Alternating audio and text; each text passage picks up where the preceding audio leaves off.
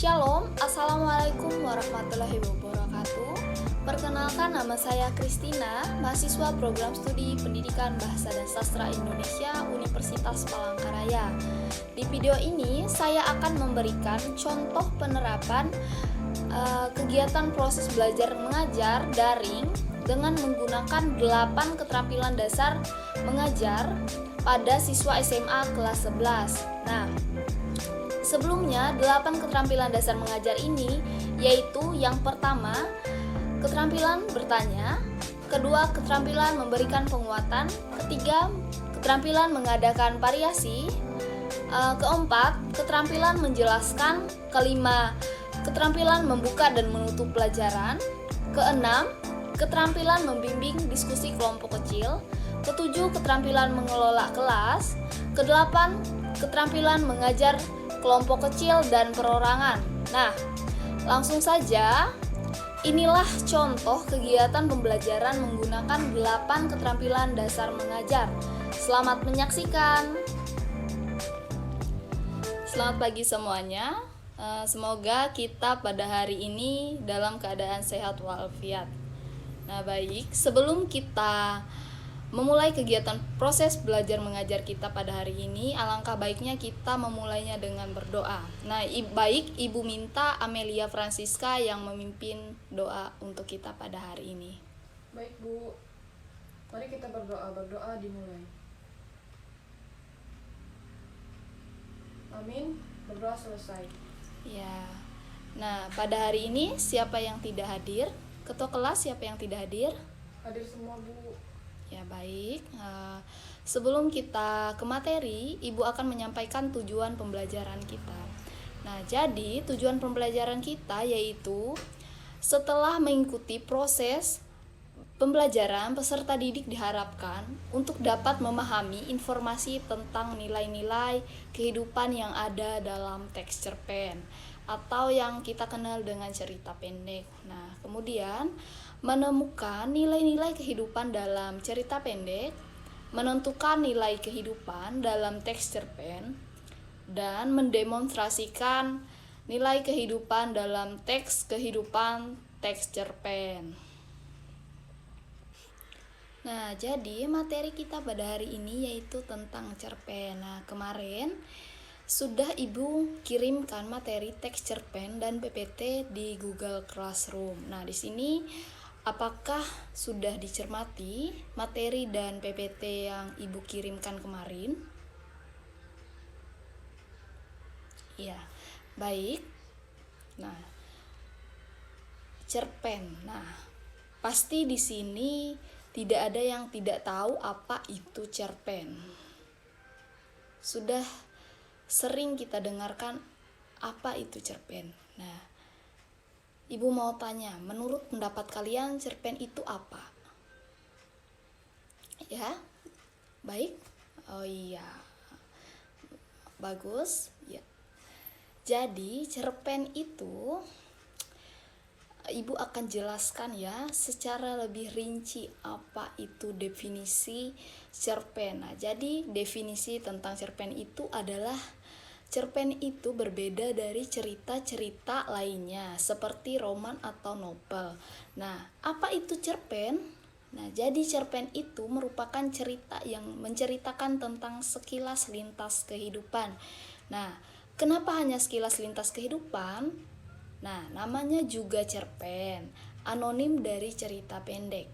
Nah, pendek karena tidak banyak yang diceritakan. Nah, jadi seperti itu ya anak-anak. Sampai di sini sudah mengerti apa itu teks cerpen atau pengertian cerpen?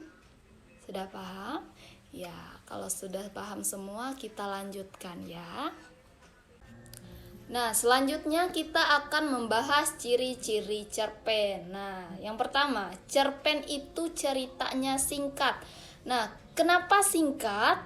Nah, yang pertama, tokohnya terbatas. Masalah yang dibahas juga terbatas. Alur yang digunakan juga singkat. Konflik yang diambil dan dibahas juga sedikit. Nah, jadi cerpen itu segalanya terbatas. Nah, apalagi ciri-ciri dari cerpen? Iya, waktu. Waktu dalam membaca cerpen itu juga sedikit karena ceritanya singkat, berarti kita dapat membacanya dalam 1 kali duduk. Berarti tidak ada orang yang membaca cerpen itu terlalu lama dan berulang-ulang. Nah, kalau tamat dibaca dalam 1 kali duduk berarti jumlah katanya juga terbatas. Nah, jumlah kata yang digunakan dalam sebuah teks cerpen yaitu berkisar 500 sampai 10.000 kata.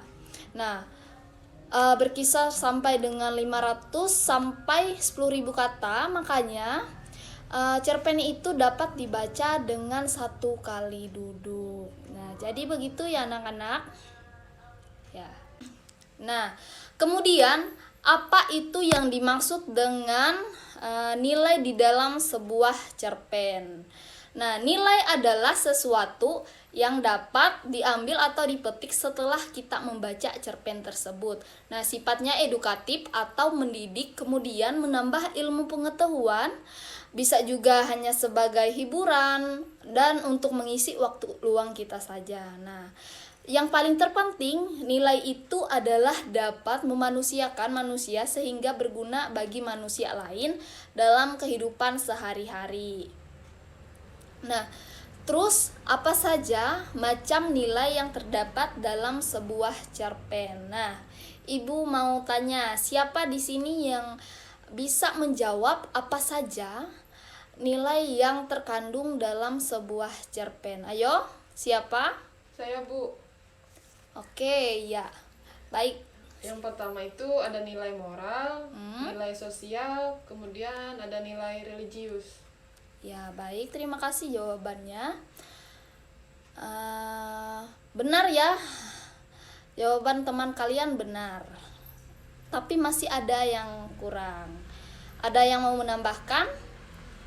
Oh ya, tolong bagi siswa yang merasa mematikan kamera, Ibu harap untuk bisa menghidupkan kembali kameranya supaya tidak menimbulkan kecurigaan di antara kita. Nah, harus semangat ya mengikuti proses belajar mengajarnya. Kita lanjut ke materi.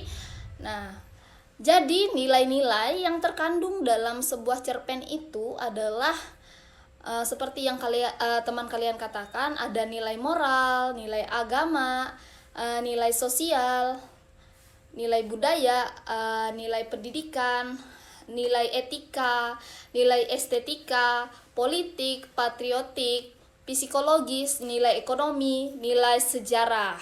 Nah, lalu bagaimana nilai menemukan nilai di dalam sebuah cerpen?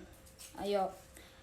Nah, jadi yang pertama adalah kalian harus membaca cerpen itu dengan saksama. Nah, kalau perlu ulangi 2-3 kali baca. Nah, setelah itu kalian membacanya dengan saksama. Selanjutnya setelah kalian membacanya dengan saksama, selanjutnya kalian menganalisis tindakan dialog yang dilakukan oleh tokoh dari analisis itu. Nah, dan kalian menyimpulkan nilai-nilai yang terdapat di dalam cerpen melalui tindakan atau dialog tokoh yang ada di cerpen. Nah, baik, sampai di sini ada yang ingin ditanyakan? Ya, kalau tidak ada kita lanjut. Nah, baik anak-anak, mari kita rangkum kembali apa yang perlu kita lakukan untuk bisa mendemonstrasikan salah satu nilai kehidupan yang bisa dipelajari dalam sebuah cerpen. Nah, yang pertama, membaca cerpen dengan saksama. Seperti yang Ibu bilang tadi, harus membacanya dengan saksama. Nah, jika perlu dibaca itu berulang-ulang hingga menemukan nilai yang terkandung di dalam cerpen tersebut. Kedua, pahami amanat. Nah, pahami amanat yang terdapat dalam cerpen tersebut. Nah, bayangkan kalian masuk ke dalam cerita dan tentukan ekspresi bagaimana yang bisa mengiringi kalian membaca cerpen tersebut dengan tepat. Nah, yang ketiga yaitu berlatih membaca cerpen dengan tekun. Yang keempat, jangan lupa memberikan penekanan pada bagian cerpen yang memuat berita berupa ekspresi wajah, kemudian intonasi dan artikulasi yang jelas. Nah, serta tempo pembacaannya tepat.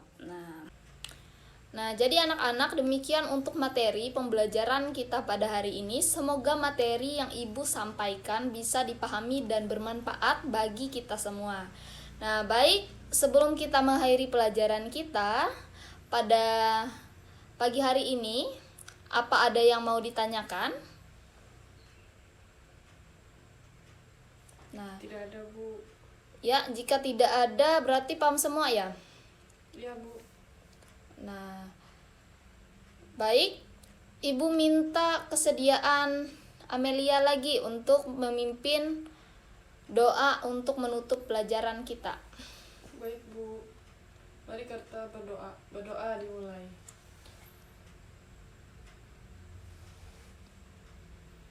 Amin. Berdoa selesai.